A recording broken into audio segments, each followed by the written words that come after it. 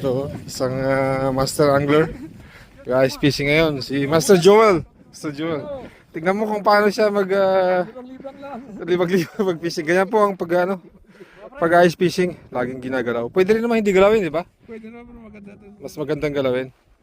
So, bakit pala ginagalaw mo? Para paano natin na lumalago isda. Oo, gano'n ba yan? Ayan, isang magandang tip yan mga kaibigan, ha? Para pag-ice fishing. Mga veterano mga to. Agay.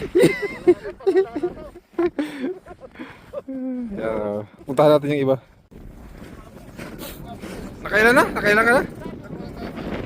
Mga kaibigan, nakahuli na siya, oh. Tigas, tingnan nyo. 5 minutes lang. 5 minutes niya lang nahuli, pero ngayon sobrang tigas na ng isda. Oh, ayan, oh. Tigas na, oh. Good size. Hindi masyadong malaki, pero pasok sa parameter. Yan si Master Bong. Taga Laguna po yan. Yan, tamo kung gano'ng ginagawa niya. Yan, oh. Ganon din, katulad nung isa, ginagalaw-galaw din.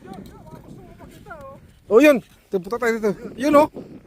Tinuloy mo, oh. Wow. Good size, man.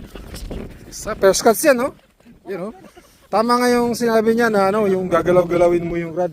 Parang ganito ang ginagawa ni Master T. Yan. Okay. Yan, tama-tama. Yan, ito pinakamatindi namin. Master T. Oh, ito. Oh, ito si Mrs. Yun. Meron. Yun, oh. Oh. Wow. Yan, Mr. and Wife Airport. Yan, oh. Nice cuts. Good size.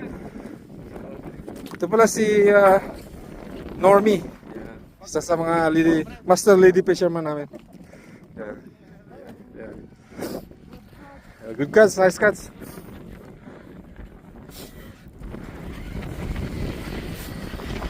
Ito, may huli na yung master natin. Ito isa. Mamaya pag meron. Yun, kahuli lang.